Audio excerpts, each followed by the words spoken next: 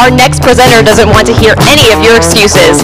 Y'all, come on now and give a big welcome to the one and only Lee Brown.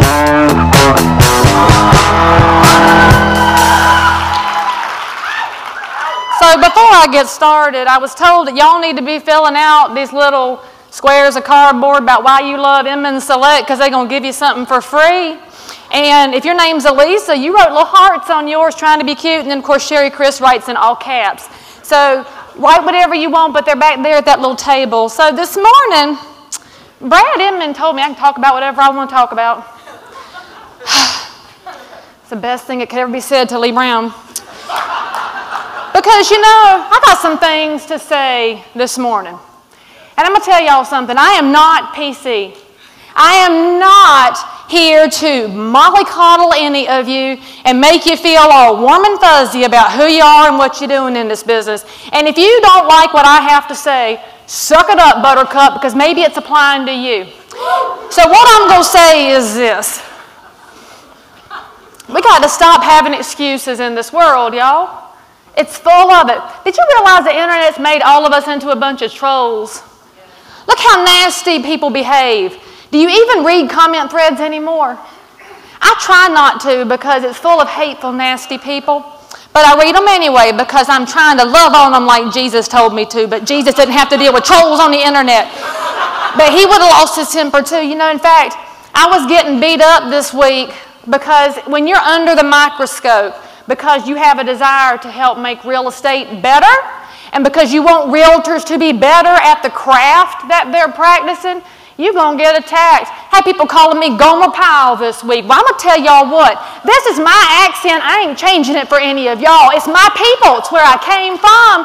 So stop talking shit about my accent. And then I also had some people tell me I needed Botox. And I said, well, screw you. I earned these wrinkles.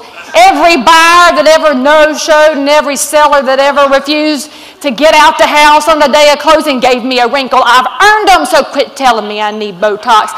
Because here's the thing. I am what I am, and I'm not making excuses for that. So why do y'all do it? Why are you letting people tell y'all what you're supposed to look like in real estate, what you're supposed to do, how you're supposed to behave, what you're supposed to talk about and not talk about? Well, when you're outspoken like I am, you're going to make mistakes. I make mistakes. Made a really big giant one in November. I made an off-color joke. Because you know what? One of the comments that has become a major problem in our society is this idea of cultural appropriation. That's the biggest crock of shit I've ever seen. Let me tell y'all something. When you talk about cultural appropriation, you're creating silos amongst everybody that doesn't look like you. I don't want to live in a world that looks just like me. That would be kind of exhausting. I know this. If you want to know who I hang out with, it's black, it's white, it's Hispanic, Asian, gay, straight, old, young. Let's see who I miss. Did I miss anybody? Oh, Indians, dot and feather. I've got all kind of people in my tribe. I don't want a world that's boring. Do you? Why do we act like we want that? And you're like, well, Lee, I don't want to offend anybody. And I say, well, screw that. Because I'm tired of being so boring and bland and not having an opinion. So when I made my mistake, y'all, I owned up to it because I do know that I have a big mouth. This is not any big secret to any of y'all who watch my videos. I know this. When I made my mistake, I raised my hand. I told NAR what I'd done and owned up to something that nobody even knew really what had happened. And I got blacklisted. I was told to get off stages, and I was told to keep my mouth shut and stop talking because I made a mistake. And I say shame on an organization that doesn't allow us to be human. Shame on everybody in this room that doesn't allow somebody else around you to be human. And I see y'all do it on Facebook and Twitter, y'all. You trash other agents' photos. You trash their lockbox or lack thereof. You trash them showing up for a showing or not being late, what they did and didn't say in buyer agency. I'm the first one to admit we got a bunch of jacklegs in real estate, and I'd like them to go away. Hell, I'll pay $5,000 a year in dues if it'd get us down to 200,000 producers. How about y'all? NAR will have all their money, that's fine. But y'all, what happened to showing a little bit of grace to each other? What happened to that? And if anybody in this room has made nasty comments to me, I've probably responded to you and said, tell me why you're being so hateful. I had a woman yesterday tell me she wasn't nearly as hateful as the other ones. I said, that does not excuse you. I teach my children to behave better than that, y'all. I tell them to look at the core of a person for their character and their heart, and to make no excuses for their love of Jesus Christ, and to make no excuses for their desire to be better in this world, and to make no excuses when they're friends with the kid on the playground that nobody else will play with. We have all become 8th grade mean girls, and shame on us for that. And I'm going to tell y'all something, because I'm an old person. You might not know I'm a grandma. I drive at 10 and 2, just like this. I won't see you if you're waving at me. And if you want to know how I relax, I cross-stitch. Does anybody here still cross-stitch? See, I told y'all I'm a grandma, but here's the thing about cross-stitch. Does anybody in here do needlework? There's like 4 of y'all. See, thank you for making me feel better. So listen, on the top of cross-stitch, it looks real good. And in real estate, we all try and make it look good, don't we? We're all rainbows and sunshine and unicorns and glitter, and woo, it's always a great time to buy or sell a house, aren't we? Houses are flying off the shelves. Oh, I showed 8 houses this weekend. I'm exhausted. Oh, I've had so many closings this month. I'm blessed. And just stop with the hashtag blessed. Jesus did not bless you with a closing. That was your hard work. Come on, people. This is silly. And I just lost my train of thought. But anyway, on the top of the cross stitch, it looks good. Doesn't it, Billy? The top of the cross stitch looks good. But underneath, have y'all ever looked at it? It's a hot mess, because things are going back and forth and crisscross and this and such.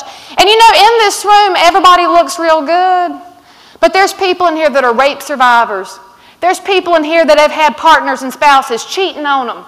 There's people in this room that have children going through their own dark nightmare of hell, and you don't know what people are going through. So why the hell are you judging and acting so high and mighty?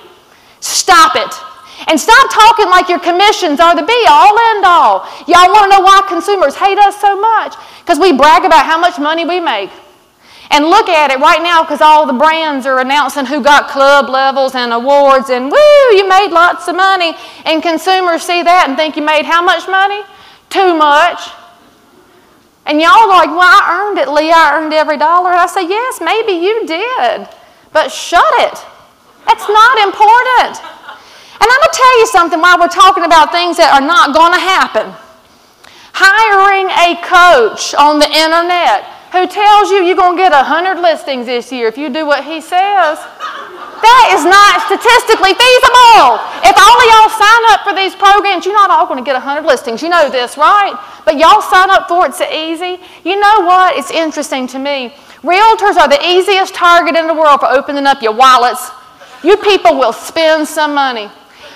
But that's not going to get you 100 listings. That coach who hadn't ever held a license or sold a house, because y'all should be asking some questions about these coaches.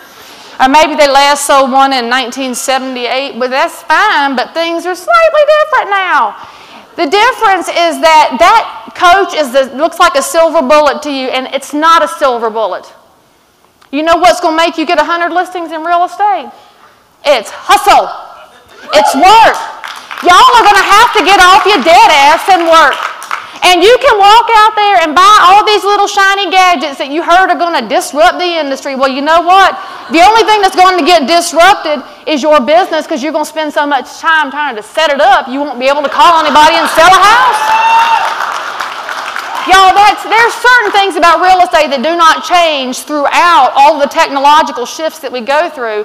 And that is that the ones who hustle succeed. The ones who get up out of the bed, put some clothes on, because according to Seth Godin, that's an accomplishment. So what?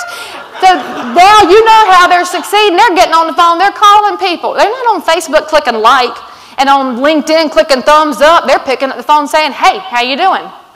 And you people are allergic to your telephones. There's like 80 of y'all that were doing deals in the hallway, but the rest of y'all hitting decline so you can screen it and see if you want to talk to them or not. We have to get over this, y'all.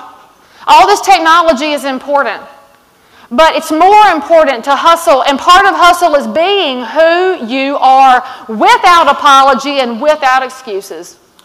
Screw up, so what? Get back after it. Have any of y'all ever overpriced a house? You should raise your hands if you have. Anybody that doesn't raise their hand is either a vendor or a liar, because we've all overpriced a house. That was a mistake. Did you own it? Did you call the seller and say, I kind of overshot things. Sorry about that. Let's adjust this. Or did you say, well, the market adjusted? Bullshit. Own your mistake. You screwed it up. You told them they could get more than they could get because you wanted that listing. Stop it. I'm going to tell y'all another little secret here. We're in an election year. I'm a political nerd. I know this. This is my Super Bowl. What? Not just the Panthers, because, we got Cam Newton. And, because you should all be pulling for Cam VP. But the thing I'm going to tell y'all is this. If you don't like politics, suck it up. You're going to tell me you're just not going to get involved because I might offend somebody if I have an opinion. Well, you know what? I'm going to say 4 words, and I'm going to see you have an opinion. Hillary Clinton, Donald Trump. And the cords in your necks got tight when I said those 2 names. Should have scared the daylights out of you, but one of them's going to be our president. That scare you as much as it scares me? Get off your dead ass and get involved. I'm going to tell you something. Y'all are telling me, well, I don't like Donald Trump. Well, so what? Ask him about realtor issues when you have a chance. Ask Hillary about realtor issues. Ask any of the candidates that you like. I just picked those 2 because they're crazy polarizing, and all the Bernie fans are smoking weed outside. They're relaxed. They're cool. And the thing is, we as realtors, we avoid these political topics because it's uncomfortable. We don't want to get uncomfortable, do we? Y'all saw Seth's big old graph with the big normal in the middle, and y'all don't want to get out of that. You're like, oh no, I'm fine. I'm fine right where I am. Get out of the normal. It's not any fun in there, I'm going to tell you. It's way more fun to piss people off because you're going to have as many fans as you're going to have enemies, hopefully.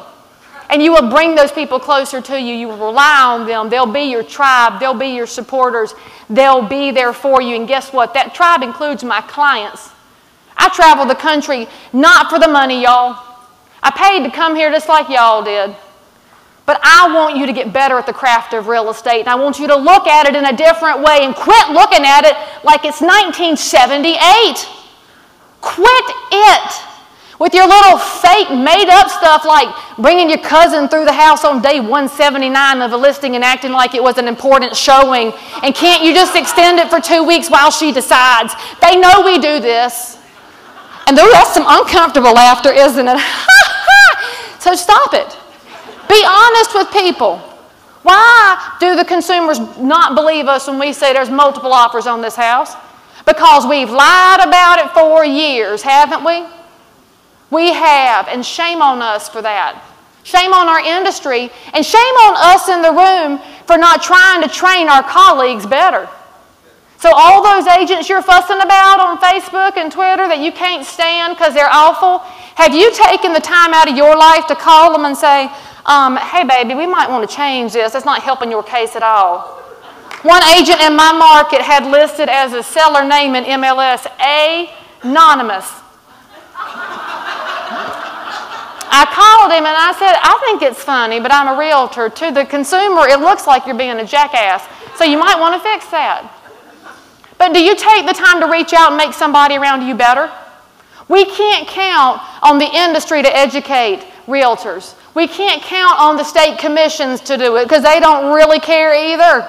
And you say it's the broker's job. I'm a broker, and I'm broker than my agents because all they do is in my ear. And so if you want your broker to do more training, why not put your ass in the seat when they have a class? You want to talk about agents getting better? And what's the excuse your agents give for not coming to training? They're too busy. That is such a line of crap, and we've all used it. When you say, I'm too busy, that just means I don't think that's important enough for the time that I have. So maybe the brokers need to offer better training. Maybe agents need to show up for it, but maybe we as an industry need to be more collegial and reach out and help each other. I sold 300 houses last year with my amazing team, not through any magic fairy dust or luck, but through working together to get better at the craft of real estate, understanding that every time we talk to a buyer and seller, we are addressing their largest financial instrument. So I'm going to tell you, you need to get involved in politics this year. You might hate NAR. I don't care. The best thing NAR does is advocacy, and the Mendenhalls described it perfectly. Write a check to RPAC. It's the Realtor Party, y'all. It's not the Republican Political Action Committee. It's the Realtor Party. You don't want to see a future where the feds get their way in real estate. So I've given y'all all this opinion. What are you going to do with it?